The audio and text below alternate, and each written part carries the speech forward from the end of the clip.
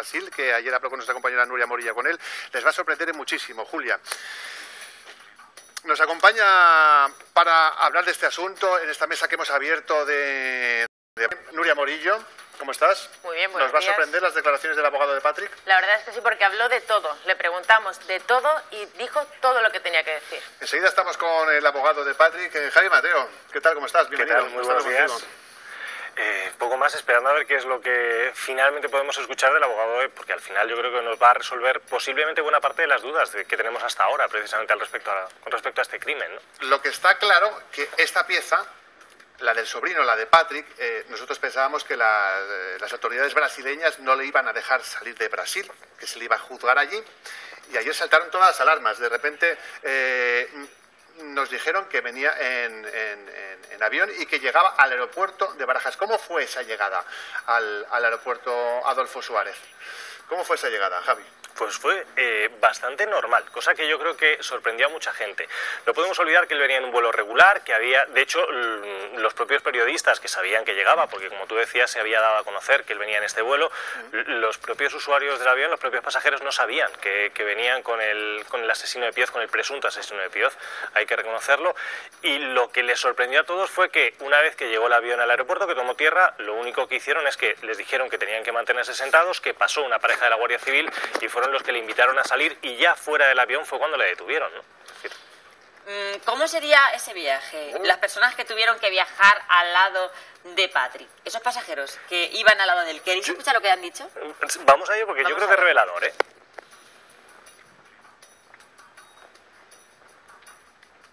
En el vuelo iba nervioso, iba una pareja de brasileros al lado.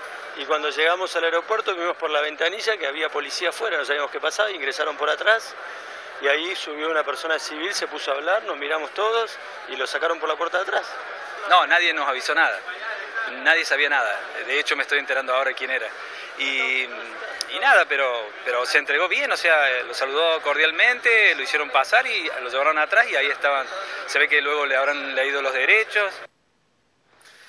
En fin, imagínense ustedes que van en un avión y cuando llegan a España descubren que han viajado con el presunto asesino de estas cuatro personas. Pero también una buena estrategia, desde luego, de la compañía aérea de no decir que esa persona estaba volando. Hemos hablado con su abogado brasileño, con Eduardo de Araújo. Nuestra compañera Nuria Morillo ha hablado con él y nos ha contado para qué ha venido Patrick a España.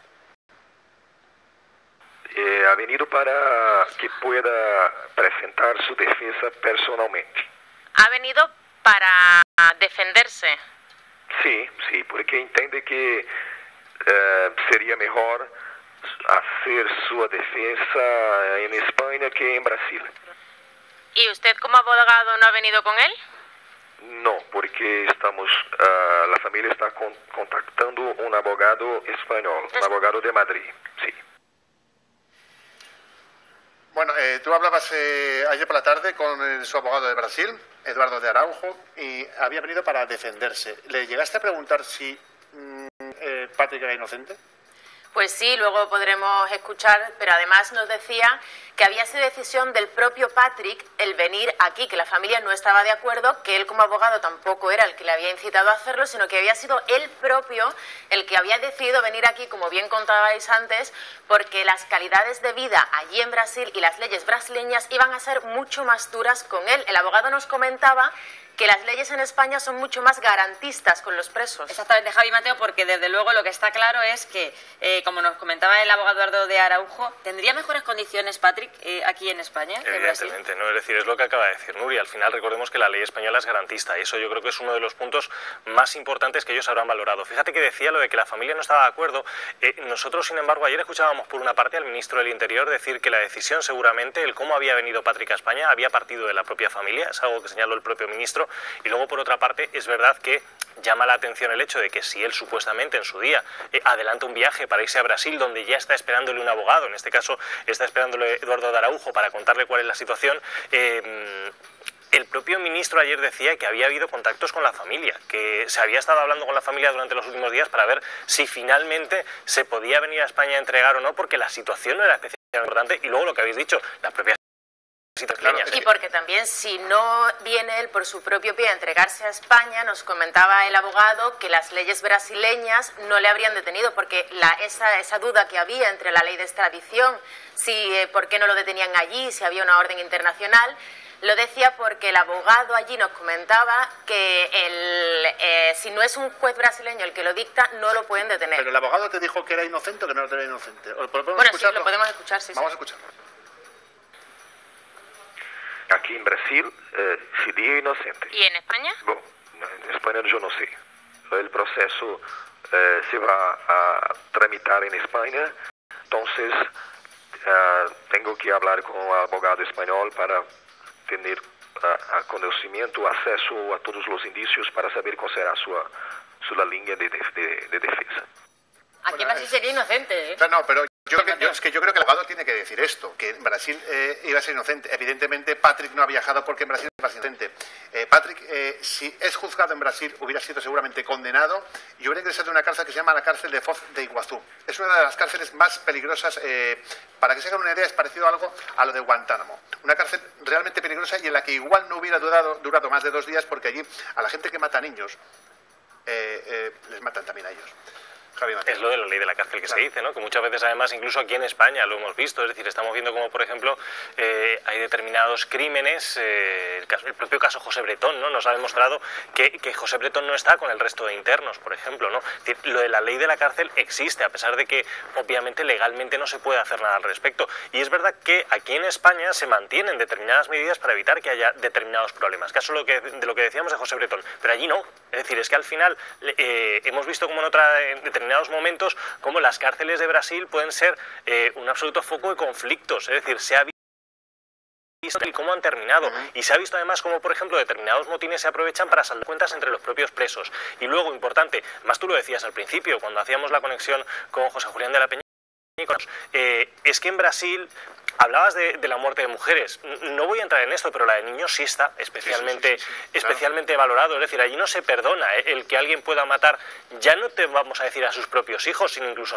a los hijos ajenos. No es algo que allí no se perdona en ningún momento. Javier Eduardo de Araujo, el abogado de Patrick, también ha hablado de las pruebas que hay contra él y la defensa que se va a seguir. Pues hay pruebas contundentes sobre él, como pruebas de ADN, y su teléfono móvil le sitúa allí. Sí, pero que ahora con su presencia en España, él podrá hablar sobre todo sobre las evidencias, los indicios, y juntamente con un defensor español, creo que iba a presentar su versión, su defensa. Yo, por su tono de voz, claro, ¿qué va a decir el abogado? Es que tú lo decías, sobre todo cuando Patrick se sigue declarando inocente y viene aquí a defender su inocencia. Porque además recordemos que hace un mes Walfran aquí estuvo y dijo que su sobrino le aseguraba que él nunca había estado en esa casa. Le preguntaste también por cómo está Patrick, ¿verdad? Sí. ¿Lo podemos escuchar? Sí, sí.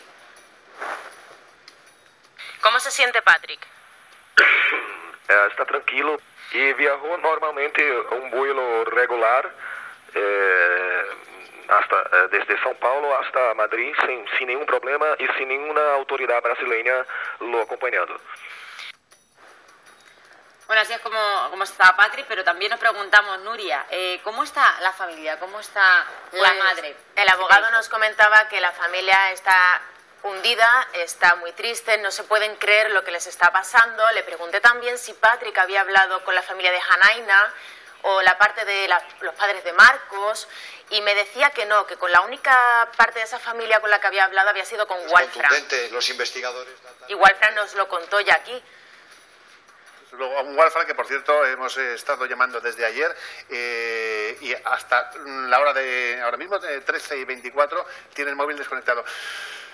Javi, conclusiones. Juzgados de la Plaza de Castilla, todo apunta a que ya ha pasado a disposición judicial. Sí, de hecho ya ha pasado a disposición judicial. Es decir, tenemos que tener en cuenta la rapidez del proceso. Habitualmente, mira, vamos a poner un caso además que yo creo que todos recordamos, el caso Morate. Es decir, cuando entró el caso Morate, llega a España, recordemos, pasan casi 48 horas hasta que pasa a disposición judicial. Eso no ha pasado en este caso.